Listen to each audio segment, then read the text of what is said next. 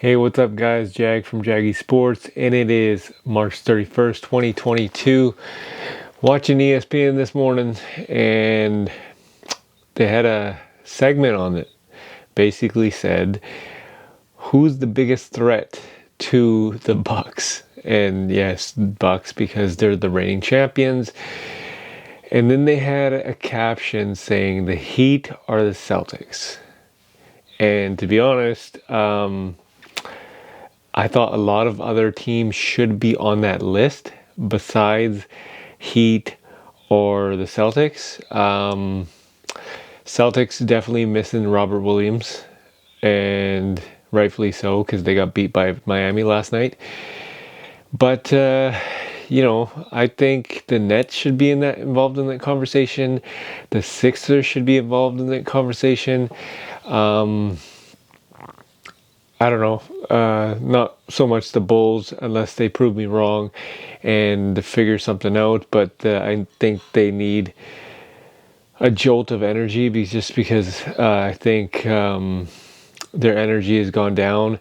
But it's just starting to show that the Nets are picking up steam big time.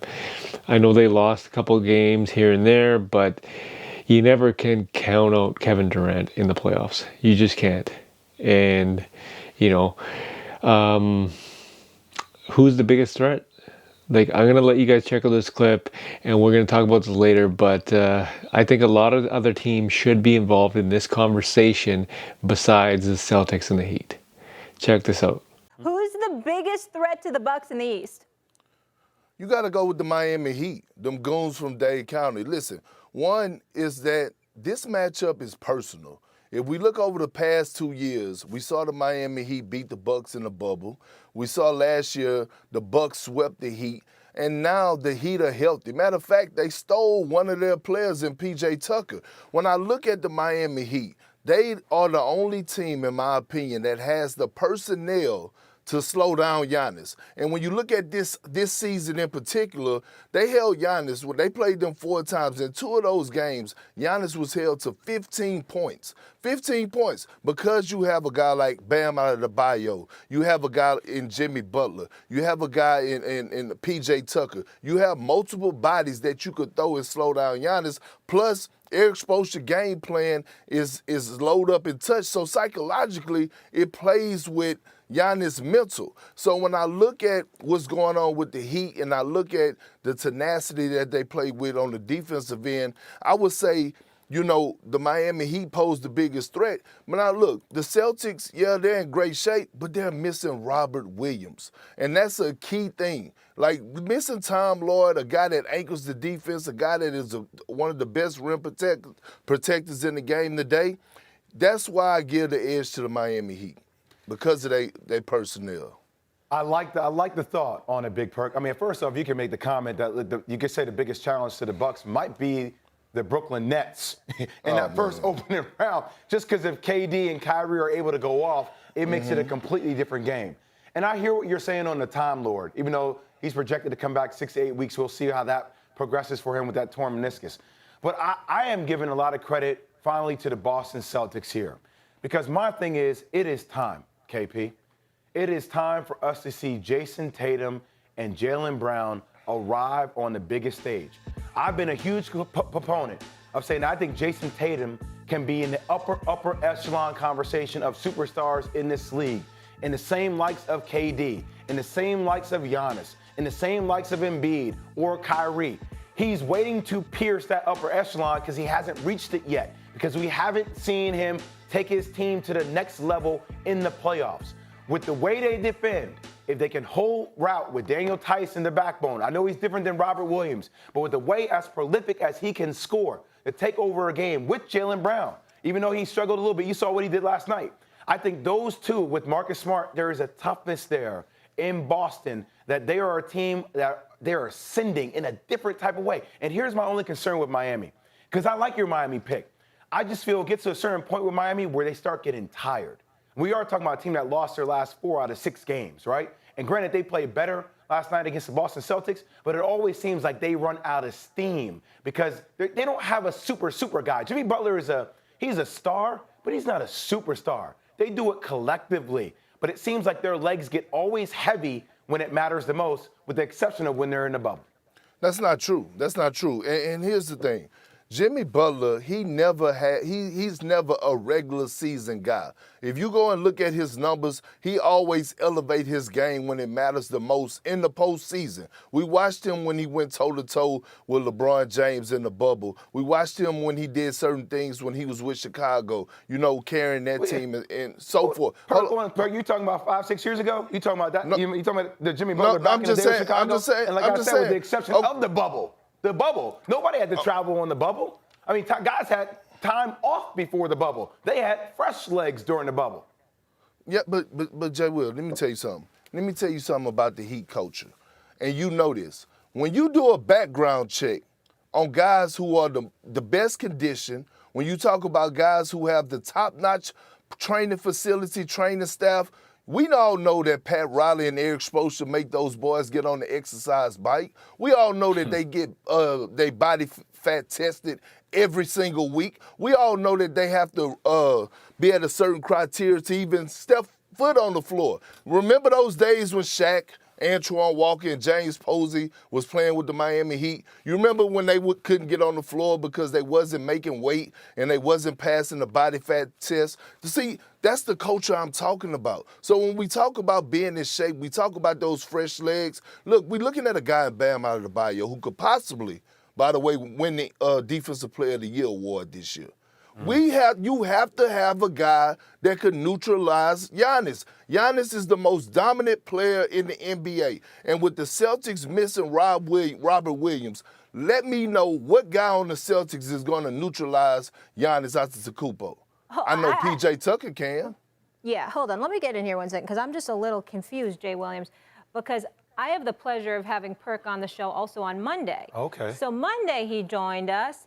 And he had the Celtics coming out of the East. Oh. So I just want to know what changed now. Is it the Robert Williams injury? Like why you jumped off your squad and why now Jay Will's defending them 4 days later? Yeah, but Molly, see, here's the thing. I was on here on Monday, and I also came on here on Monday and said, you know what? I'm going to have to change and go with Tim Legler. You remember me saying that? You remember I said I had to roll with the Bucks coming out of the Eastern Conference because I broke the news on First Take that I was looking at my social media and I saw that Robert Williams had tore his meniscus.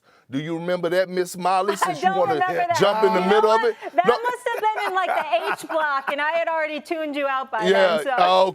Cool. But I remember when we started the show, you were Celtics. I was. But it's because of the Robert Williams injury, then you're saying, even though you know he's going to come back now, potentially second round. Yeah, but we don't know. We don't know how he's going to come back. Like everyone is not going to come back to the game of basketball like we witnessed the other night, for us with Paul George or Kyrie Irving. Like big fellas, when they sit out for a while, it take them a while to get back into rhythm. You know what I mean? So we don't know which version of Robert Williams we're going to see. Jay Will.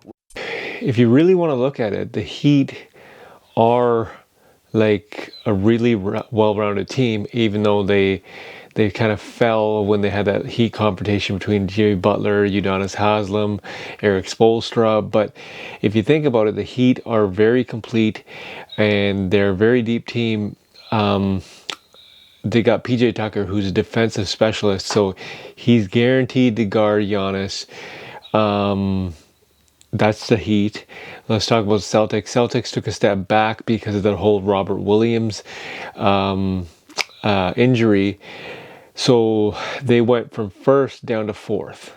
And they go down fourth. Now, I don't know who they're going to be playing, but if the playoffs started tomorrow. But Robert Williams needs time, and chances of him returning in the first round are slim to none. Chances of him returning in the second round are good. However, like Perk said, when you have that kind of injury with big men, it takes them a while to get adjusted, and rightfully so. So, like I said, the Celtics took a step back, unfortunately, but hopefully somebody can step up in Robert Williams' shoes. So that's Celtics. Let's take a look at the Sixers. Now the Sixers are a good team, and Embiid is playing unreal. However, there are questions with James Harden and how he is doing. I'm guessing it's his hamstring related injury that he had prior to that trade. He's not playing very, very well like we're used to, and a lot of people are talking about his postseason presence, and it's like next to nothing. And people say that he's took a step back. So you have that. You have Doc Rivers and his coaching style in the playoffs. They got bounced out by the Hawks, and not sure if that is going to happen this season again, this postseason again. But I think Sixers will make it to the second round. I'm not sure who they'll be playing, but then again, I'm not sure who the Bucks will be playing in the first round. It all depends on matchups because, like Perk said, Sixers are a good matchup with, I think, the Heat. And the Heat are a good matchup with the Bucks. So I don't know, right? Like, it all depends on the matchups. We don't know yet. We'll soon find out in about a week and a half when we'll get the seeds ready, and then the seedings. And yeah, that's about it. But let's not forget the Nets. The Nets are a very well-oiled machine. Now, what I mean by that is you have Kevin Durant and Kyrie Irving. I'm not going to mention Ben Simmons because I don't know when he is going to be playing. He got the epidural shot, but he's still yet to play. He was at practice last week, but I have not heard any other further updates on Ben Simmons' situation. I know the Nets would desperately need him in the playoffs due to his defensive specialties. So we'll see if